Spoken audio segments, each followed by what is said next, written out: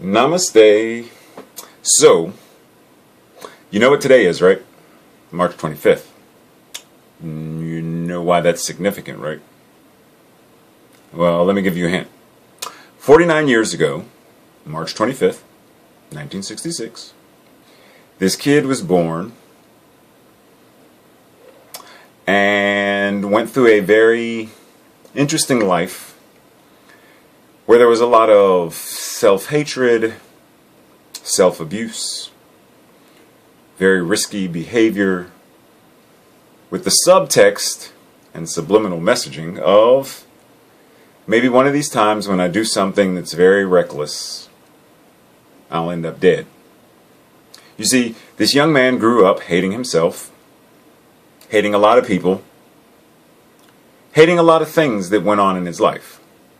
And as a result of that, did a whole lot of things that weren't the smartest, weren't the wisest, weren't the most intelligent, weren't the most loving or self-loving.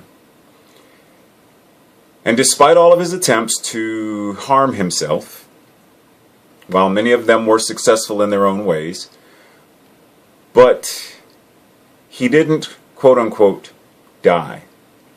So his prayers that God would kill him in his sleep, or somehow grant him the lucky chance of being hit by that one car that would end it all, painlessly, but quickly.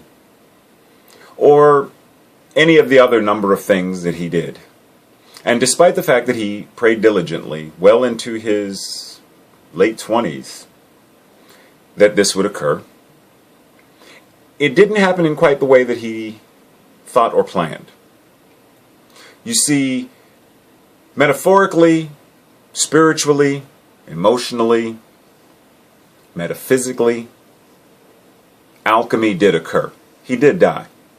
The old self, the caterpillar self, died so that the butterfly self, the new phoenix, could rise from the ashes. And looking at him today, compared to looking at him then, in many ways, they look like two completely different people. I mean, if you ask him today, so, where did you see yourself 10 years ago?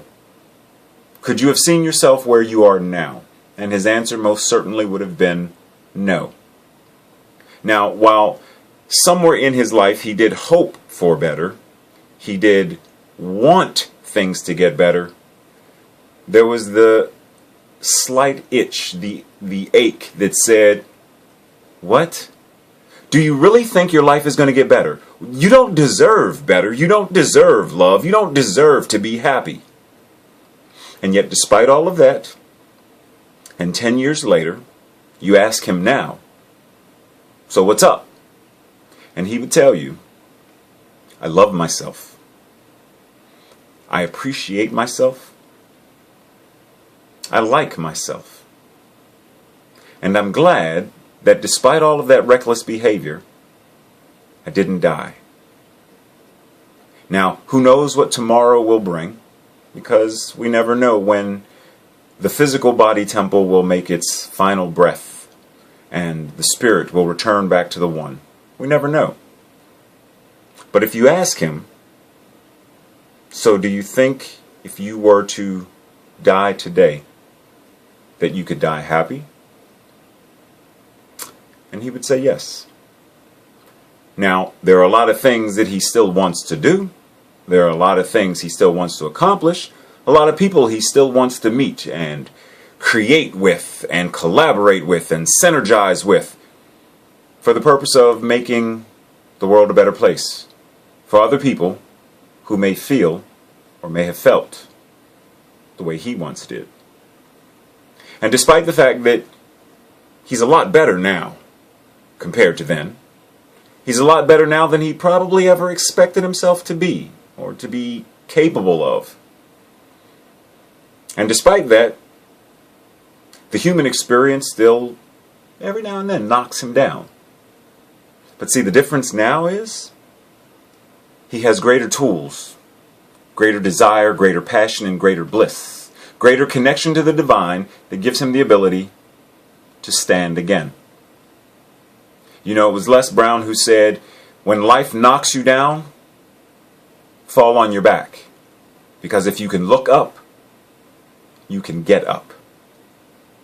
So you see, 49 years, and any time he gets knocked down, if he can't roll out of it, then he falls on his back so that he can look up.